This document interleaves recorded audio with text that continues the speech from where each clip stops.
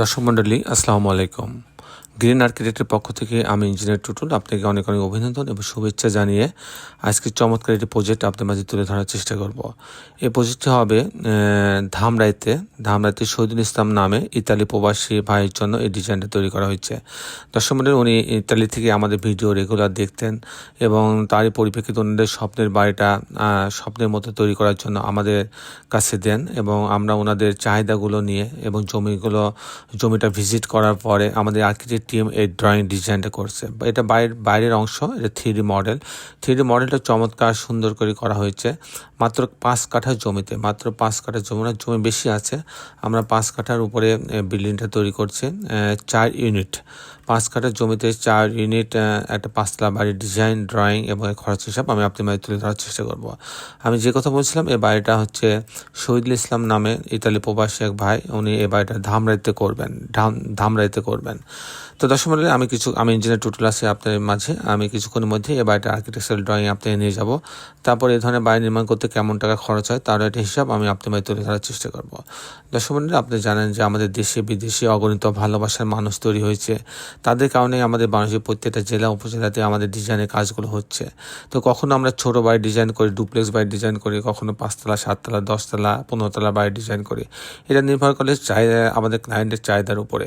তো দর্শক মণ্ডলী, আমি বেশি সময় নষ্ট করব না, আমি শুধু একটা কথাই বলবো, যখন আপনারা বাড়ি ডিজাইন করবেন তখন অবশ্যই বাড়িটার ডিজাইনটা একটা ভালো একটা প্রতিষ্ঠানের কাছ থেকে করবেন, কারণ বাড়িটা আপনি একবারই করবেন।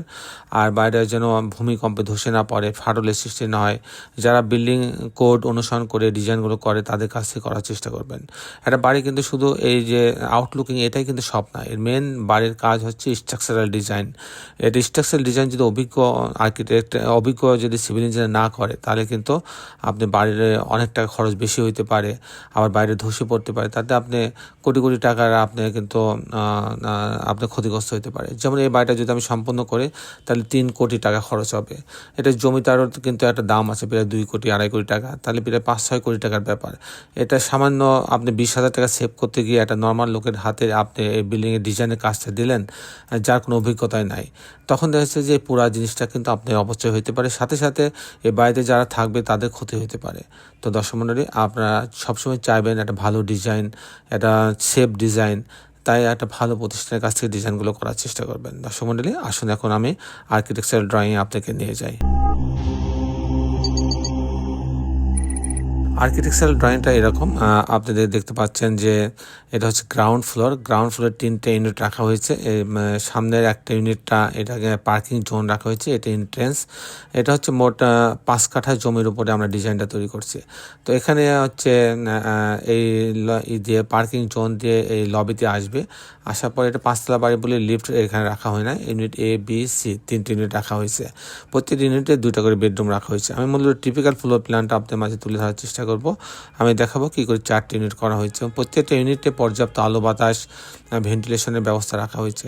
এই হচ্ছে এই সিঁড়ির লবি। সেই লবি থেকে যখন ইউনিট এতে যাবে, ঢোকার পরে ড্রয়িং ডাইনিং পাচ্ছে, এখানে একটা স্পেস রাখা হয়েছে আলো বাতাস আসার জন্য।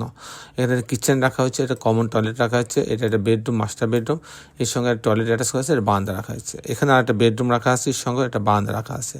এ হচ্ছে ইউনিট A। ইউনিট বিটা যদি দেখি ইউনিট বিটা আর একটু বড় আছে। এখানে ঢোকার পরে কিন্তু ড্রয়িং ডাইনিং পাচ্ছে, এখানে একটা স্পেস রাখা হয়েছে আলো বাতাস আসার জন্য। এখানে কিচেন রাখা আছে, এখানে কমন টয়লেট, এটা একটা মাস্টার বেডরুম, এর সঙ্গে একটা টয়লেট অ্যাটাচ করা আছে, এটা বারান্দা রাখা আছে। এখানে আর একটা বেডরুম, এর সঙ্গে একটা বারান্দা রাখা আছে। এই হচ্ছে 2টা করে বেডরুম, 2টা বাথরুম, কিচেন, ড্রয়িং ডাইনিং দিয়ে ইউনিটটা সাজানো হয়েছে। ইউনিট C এবং D ইউনিট কিন্তু A এবং B এর মতো একই রকম, তাই আমি ইউনিট C এবং D দেখাচ্ছি না। এটা সামনের অংশ যদি আমি দেখি, এখানে 1, 2, 3, 4টা বারান্দা আছে। আমি যদি 3D মডেলটা দেখি, দেখেন যেখানে 1টা 2টা 3টা 4টা পর্যন্ত বারান্দা রাখা আছে।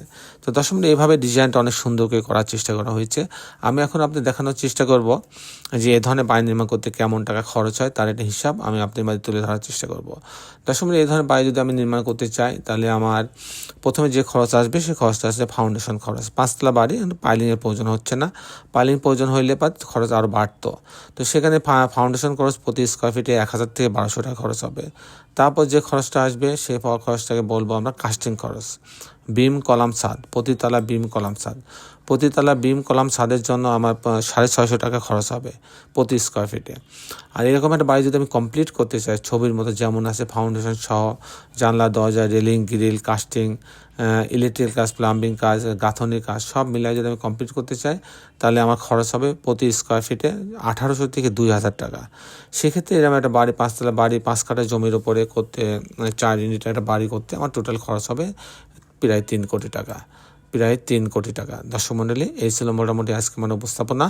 আপনি যারা দেশে এবং দেশের বাইরে আমার এই ভিডিওটি দেখলেন সবাইকে আমি আমার প্রতিষ্ঠান গ্রিন আর্কিটেক্টের পক্ষ থেকে অনেক অনেক অভিনন্দন এবং ধন্যবাদ জানাচ্ছি। দর্শক মণ্ডলী, শেষের বেলা একটি কথা, না আসুন আমরা সবাই আমাদের সুন্দর পৃথিবীটাকে সুন্দর রাখার জন্য সবাই অন্তপক্ষে একটি করে গাছ লাগাই। সবাই ভালো থাকবেন। আল্লাহ হাফেজ।